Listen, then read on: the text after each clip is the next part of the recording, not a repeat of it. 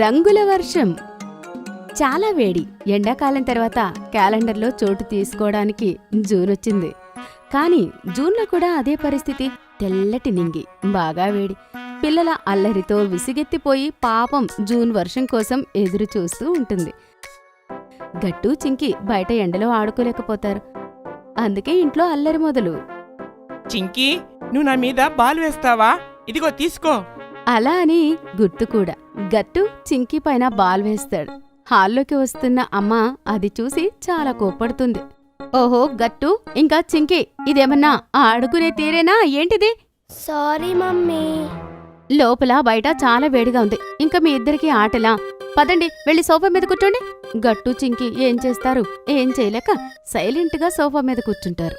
అమ్మా, కాసేపటి తర్వాత మేము బయటికెళ్ళి ఆడుకునేమా? అస్సలు వద్దు.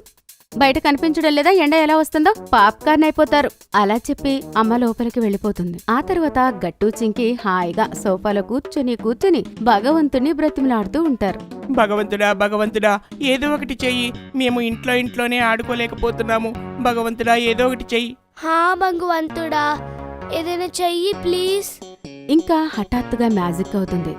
ఎక్కడి నుంచి ఆకాశంలో నల్లటి మబ్బులు కమ్ముకున్నాయి. ఇంకా వేడివేడి సూర్యదేవుడు చల్లటి ఐసులా అయిపోతాడు. చల్లచల్ల గాలి వీసింది.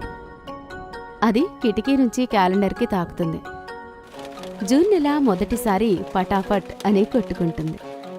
ఇంకా ఆ చప్పుడికి అమ్మా నాన్న నిద్రలేస్తారు. అయ్యో భగవంతుడా, ఇవాళ తుఫాన్ వచ్చేలాగా ఉందండి. అరే, ఇది తుఫాను కాదు, వర్షం వస్తుంది. అది చూడు ఒకసారి.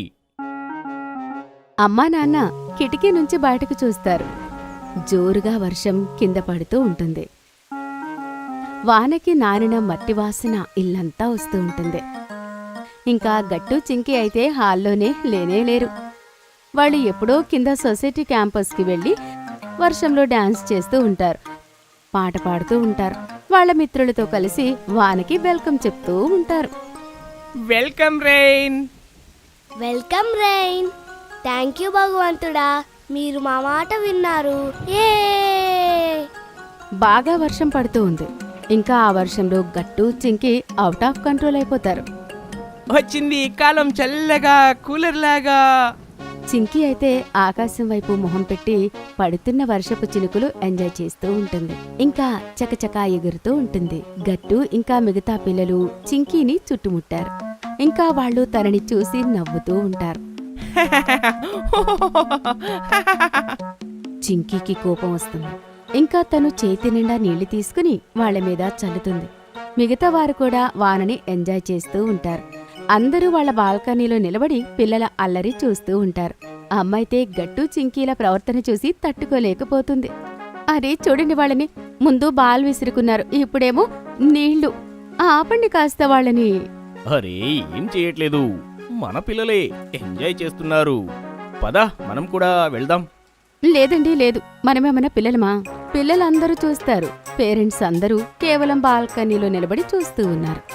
అరే, మన పేరెంట్స్ని కూడా కిందికి తీసుకురావాలి. కానీ ఎలా?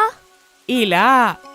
ఇంకా ఇంటి దగ్గర ఎక్కడెక్కడైతే నీళ్లు నిలబడ్డాయో అక్కడ పడవని చేసి వదులుతాడు.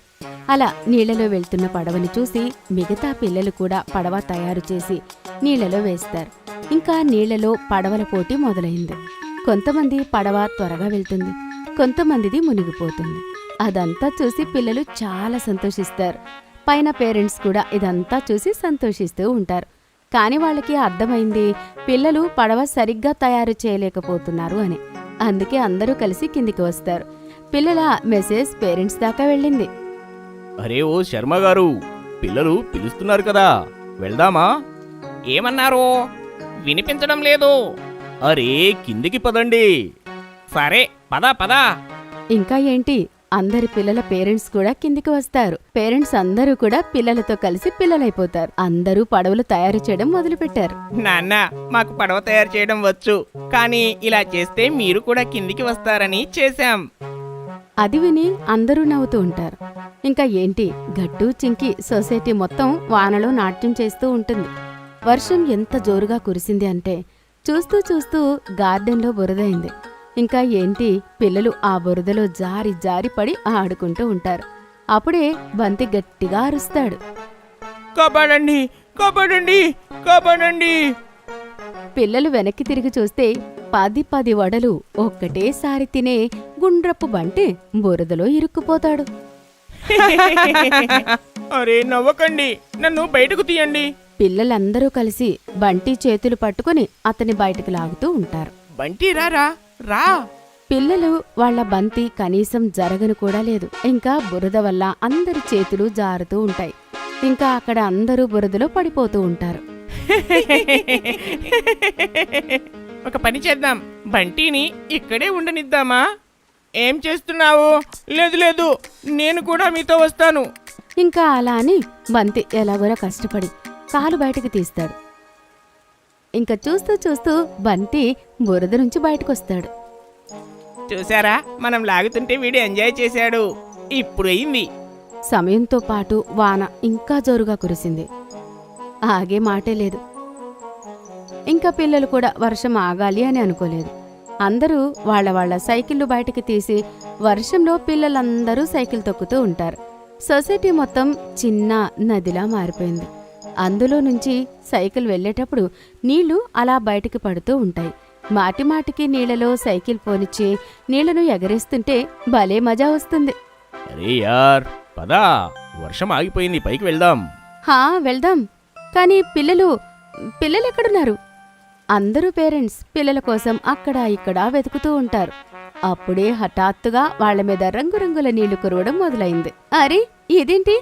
పసుపు, గులాబీ రంగుల వర్షం ఎలా మొదలైంది హఠాత్తుగా? ఆకాశంలో ఇంద్రధనస్సు విరిగిపోలేదు కదా. అరే, రంగుల ప్యాకెట్లు విరుగుతున్నాయి. ఇంద్రధనస్సు కాదు విరిగింది, అటు చూడండి. పైకి చూస్తే గట్టు, చింకి ఇంకా సొసైటీలోని పిల్లలందరూ మిద్దె మీద నిలబడి హోలీ రోజు మిగిలిన రంగులను ఆకాశంలో చల్లుతూ ఉంటారు. ఆ రంగులు వర్షంలో కలిసి రంగుల వర్షం కురుస్తుంది. ఆ వర్షం చాలా అందంగా ఉంది. పిల్లలు దానికి రంగులు పూసి ఇంకా అందంగా తయారు చేశారు.